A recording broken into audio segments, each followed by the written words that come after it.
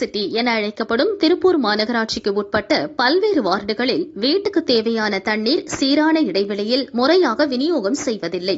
இதிலிருந்து 24 மணி நேரமும் லட்சக்கணக்கான லிட்டர் குடிநீர் வெளியேறி வீணாகி கால்வாயில் கலக்கிறது.